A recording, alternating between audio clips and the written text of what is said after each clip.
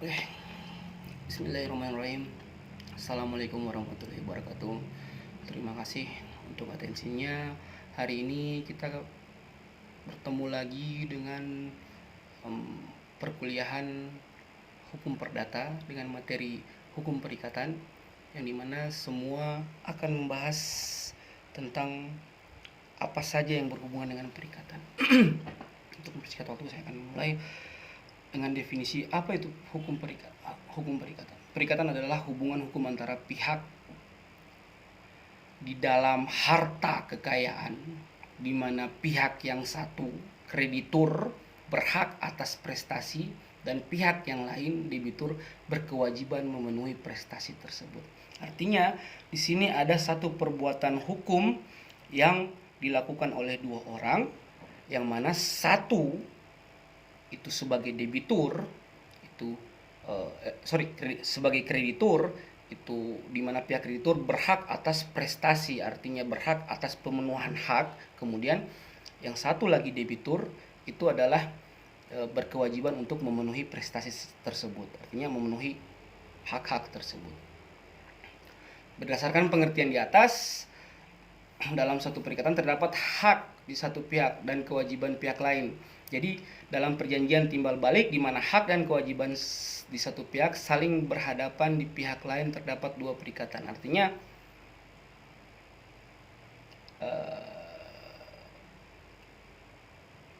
ada hak dan kewajiban yang harus dipenuhi oleh masing-masing pihak. Artinya ada porsi-porsi tertentu, ada orang yang menjadi orang yang harus memenuhi haknya, dan ada juga orang yang harus menerima haknya, memenuhi kewajibannya dan menerima haknya. Hak dan kewajiban tersebut merupakan akibat hukum, yaitu hubungan yang diatur oleh hukum. Namun tidak berarti semua hubungan hukum yang diatur oleh hukum dianggap sebagai suatu perikatan dalam pengertian hukum.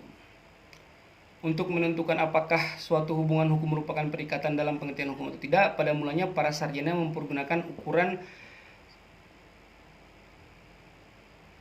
dapat tidaknya dinilai dengan uang. Jadi zaman dulu itu perikatan itu diukur dengan value uang.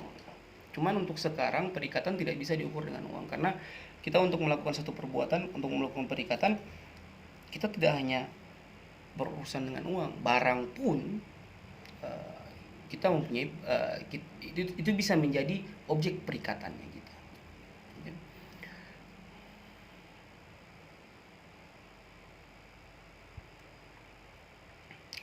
Pengaturan hukum perikatan. Hukum perikatan diatur dalam buku 3 BW KUH Perdata, terdiri dari 18 bab. Bab 1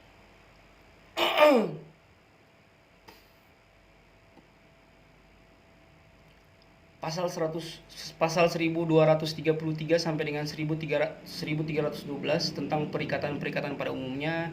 Kemudian bab 2 pasal 1313 sampai 1352 tentang perikatan yang timbul dari perjanjian.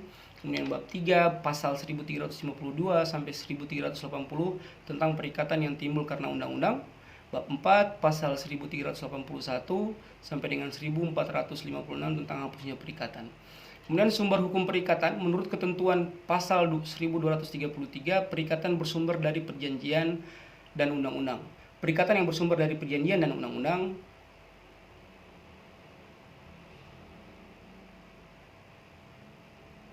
dalam titel pasal 13, pasal 1313 sampai dengan pasal 1351. Syarat-syarat perjanjian. Syarat-syarat sah perjanjian ada di pasal 1320 KUHP. Yang pertama, sepakat, cakap, sesuatu hal tertentu, atau sebab yang halal. Ini saya akan uraikan satu persatu tentang apa itu syarat sah perjanjian. Artinya dalam melakukan satu perbuatan, dalam melakukan satu perikatan, kita harus memenuhi unsur-unsur tertentu, harus memenuhi hal-hal tertentu. Contoh, syarat sah perjanjian disebutkan dalam pasal 1320 itu sepakat, mereka yang mengikatkan mereka Artinya harus ada kesepakatan dulu. Kalau tidak ada kesepakatan, tidak ada namanya perikatan. Kemudian cakap untuk membuat satu perjanjian. Cakap di sini harus subjeknya, artinya orangnya itu harus cakap dalam melakukan satu perbuatan. Artinya apakah orang itu cakap menurut hukum atau tidak. Jangan sampai kita melakukan satu perjanjian dengan orang yang tidak hari ini gimana ya? Kita harus tahu bahwa dalam melakukan satu perjanjian, kita harus tahu bahwa orang-orang yang saat mau melakukan perjanjian itu, orang itu harus cakap gitu. Artinya dia harus paham akan hukum, harus dapat bertanggung jawab atas perbuatannya. Jadi dalam melakukan satu perjanjian itu kita tidak bisa sembarangan. Kita tidak bisa asal-asalan dalam melakukan perjanjian. Kemudian suatu cakap yang dimaksud di sini adalah orang tersebut dapat mempertanggungjawabkan perbuatannya. Artinya orang-orang yang tidak dapat mempertanggungjawabkan perbuatannya tidak dapat dianggap sebagai orang yang cakap. Di sini dimaksudnya kayak orang tua yang ingatannya sudah cepat sekali lupa, itu kita harus hati-hati dalam membuat perjanjian dengan orang seperti itu. Karena kenapa? Jangan sampai hari ini kita berjanji, besok dia lupa. Itu juga dengan anak-anak. Anak-anak itu kita tidak bisa melakukan perikatan kecuali kalau ada walinya. Wali itu pun wali yang sah gitu. Kalau tidak ada wali yang sah, itu tidak sah. Jadi kalau mau membuat satu perjanjian harus berdasarkan peraturan perundang-undangan. Kemudian suatu hal tertentu yaitu apa yang ingin kita perjanjikan. Misalnya apa gitu. Objeknya apa? Kemudian suatu sebab yang halal. Suatu sebab yang halal yang dimasukkan di sini adalah hal-hal yang objeknya itu harus halal, artinya tidak bertentangan dengan peraturan hukum, tidak bertentangan dengan norma-norma hukum, tidak bertentangan dengan apa-apa saja yang ada di kaidah masyarakat. Jadi sepakat mereka mengikatkan dirinya, sepakat mengandung bahwa para pihak yang membuat perjanjian telah sepakat atau ada persesuaian kemauan atau saling menyetujui kehendak masing-masing yang dilahirkan oleh para pihak dengan tidak ada paksaan. Nah, makanya jangan sampai kita membuat satu perikatan dengan orang yang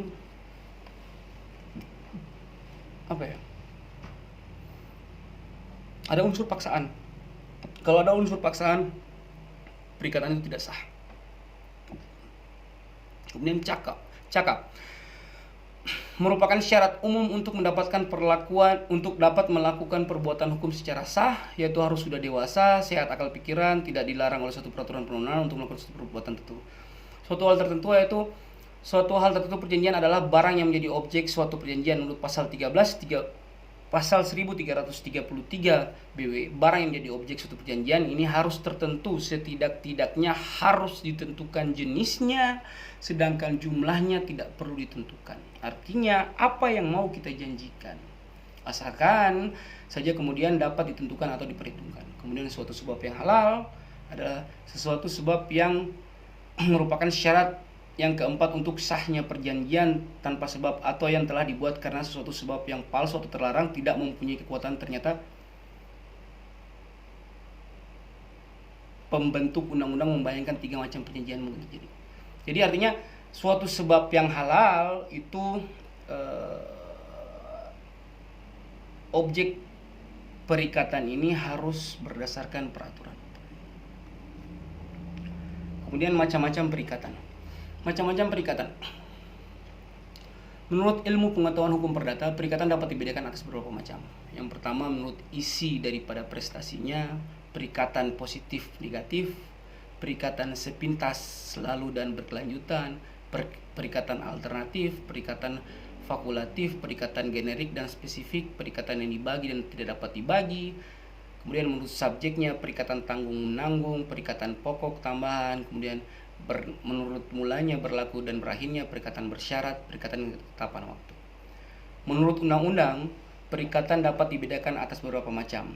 Pertama, perikatan bersyarat, perikatan dengan ketentuan waktu, perikatan mana suka, perikatan tanggung-menanggung, perikatan yang dapat dibagi dan tidak dapat dibagi, perikatan dengan ancaman hukuman. Ini akan dibahas satu persatu nanti pada pertemuan selanjutnya. Saya akan membahas tentang hal-hal yang macam-macam perikatan ini harus dibahas di satu pertemuan, yang satu materi kuliah yang khusus. Oke. Wan prestasi dan akibatnya. Prestasi adalah suatu yang wajib dipenuhi oleh debitur dalam setiap perikatan. Prestasi merupakan isi daripada perikatan. Apabila debitur tidak memenuhi prestasi sebagaimana yang telah ditentukan dalam perjanjian, ia dikatakan wan prestasi atau lalai. Wan prestasi seorang debitur dapat berupa 4 macam, yaitu sama sekali tidak memenuhi prestasi, tidak tunai memenuhi prestasi, terlambat memenuhi prestasi, atau keliru memenuhi prestasi. Sejak kapan seorang debitur dikatakan wan prestasi? Persoalan ini sangat penting karena wan prestasi mempunyai akibat-akibat hukum tertentu bagi debitur yang bersangkutan. Dalam perjanjian, yang prestasinya untuk memberikan sesuatu atau berbuat sesuatu yang tidak menetapkan kapan debiturnya harus memenuhi prestasi itu, sehingga pemenuhan prestasi tersebut debitur harus lebih dahulu diberi teguran atau somasi agar ia memenuhi kewajiban. Karena seperti yang saya katakan bahwa ada berbagai macam jenis perikatan, dan perikatan itu harus dilaksanakan. Tentang bagaimana caranya memberikan teguran terhadap debitur agar ia tidak memenuhi teguran, ia dapat dikatakan wan prestasi, diatur dalam pasal 1238 BW yang menentukan bahwa teguran itu harus dengan surat perintah atau dengan akta sejenisnya. Artinya saat ada orang yang mau wan prestasi, terus kita mau memberikan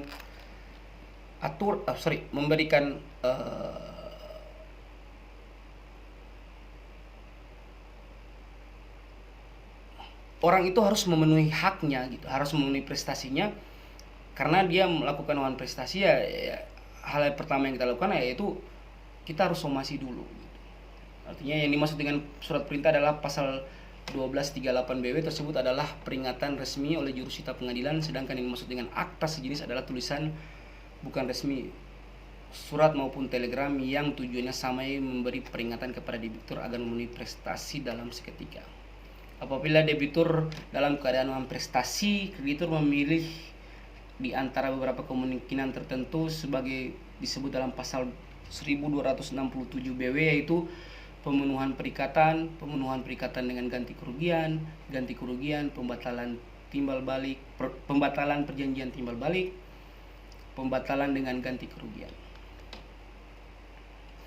Maksud dengan penggantian kerugian yaitu ketentuan tentang ganti rugi dalam BW diatur dalam pasal 1243 sampai 1252. Dari pasal-pasal itu dapat ditarik suatu kesimpulan bahwa yang dimaksud dengan ganti rugi adalah sanksi yang dapat dibebankan kepada debitur yang tidak memenuhi prestasi dalam suatu perikatan.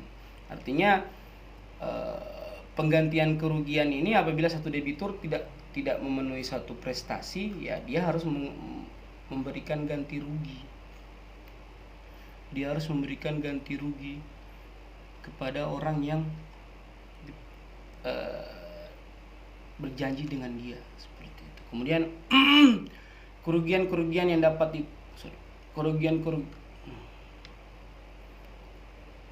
biaya adalah segala pengeluaran atau pengongkosan yang nyata-nyata telah dikeluarkan oleh kreditur.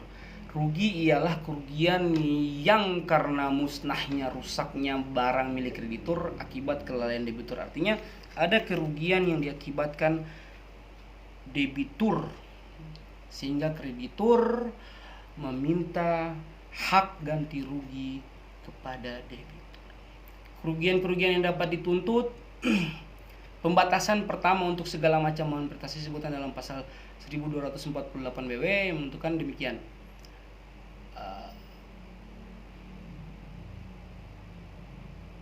Jadi ada dalam pasal 1248 tentang kerugian-kerugian yang dapat dituntut, pembatasan. Artinya begini, apabila orang melakukan satu perjanjian, kemudian dia lalai, dia ingkar, dia tidak memenuhi persyaratan, kemudian akibat dari tidak dipenuhinya persyaratan tersebut, orang yang diperjanjikan itu merasa rugi, dia bisa menuntut untuk pemenuhan haknya. Artinya orang tersebut berhak menuntut kau harus ganti rugi dengan akibat perbuatanmu, seperti itu. Ganti rugi yang dikatakan di sini, ganti rugi bisa berupa uang atau bisa berupa pemenuhan barang yang sama tapi lebih lagi gitu. Karena ada kerugian material dan imaterial yang disebabkan wan prestasi seseorang.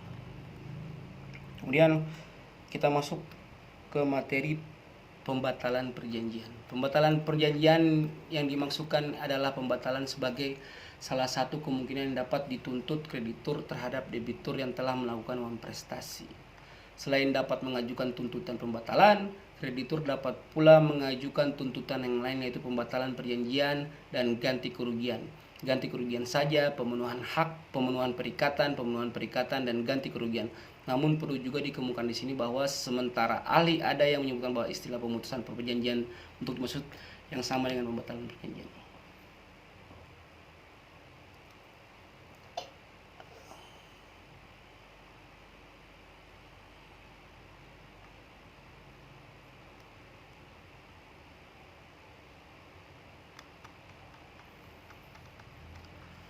Berbicara tentang perjanjian, otomatis kita pasti berbicara tentang ada dua pihak yang melakukan satu perbuatan hukum, yang mana satu harus dipenuhi haknya dan satu harus memenuhi haknya. Kalau tidak dipenuhi, ya artinya wan prestasi. Kalau permasalahannya, kenapa sampai kita wan prestasi? Itu dia. Nah, ada hal-hal yang menyebabkan kita sampai wan prestasi. Pertama, karena memang kita lalai, dan karena memang ada namanya overmark, keadaan yang memaksa, yaitu overmark yang bersifat mutlak atau overmark yang bersifat nipsi, relatif. Overmark bersifat mutlak yaitu keadaan memaksa yang menyebabkan suatu perikatan bagaimanapun tidak mungkin bisa dilaksanakan. Ini biasanya keadaan yang tidak bisa dilaksanakan, yaitu misalnya perjanjian saya membeli barang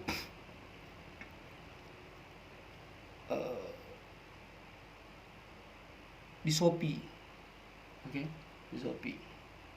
Kemudian dalam perjanjiannya itu barang itu harus datang tepat waktu 3 hari di tempat saya. Tapi karena keadaan memaksa atau karena keadaan cuaca yang tidak menentu, tiba-tiba terjadi bencana alam, tiba-tiba terjadi apalah, barang ini tidak bisa sampai 3 hari di tempat saya. Artinya keadaan ini bukan kita yang mau, tapi memang karena alam yang mau. Jadi Hal tersebut bisa bagaimana? Dalam overmart ini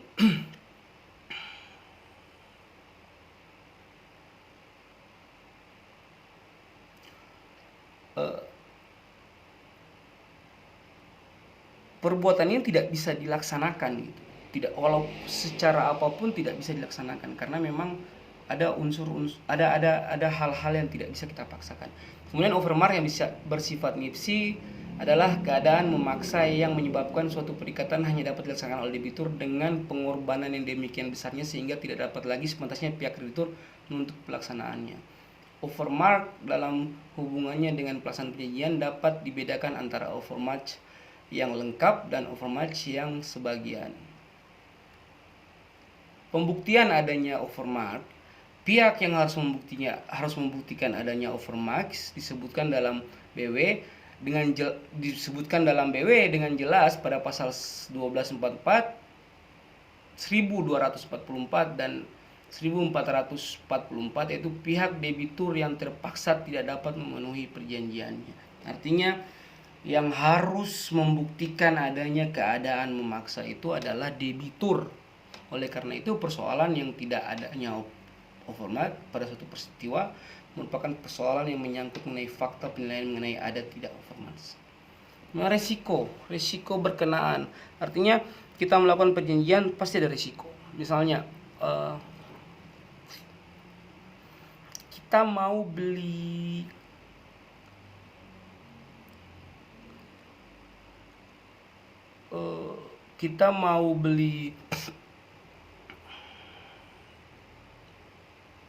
barang antik, barang pecah, dikirim melalui darat, otomatis itu beresiko dalam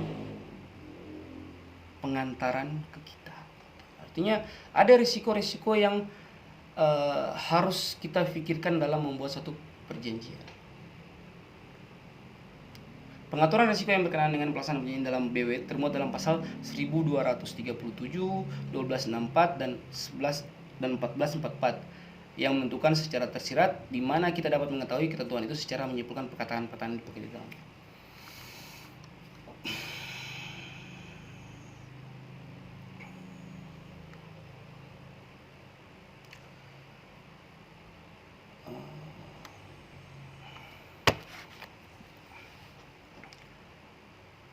Cukup sekian. Terima kasih. Mohon maaf kalau ada salah kata materinya hari ini, dan kita akan lanjutkan kembali minggu depan dengan materi yang lain lagi, dengan materi yang lebih menarik lagi, tapi masih dengan apa itu perjanjian, jaminan, bla bla. Terima kasih untuk atensinya. Assalamualaikum warahmatullahi wabarakatuh.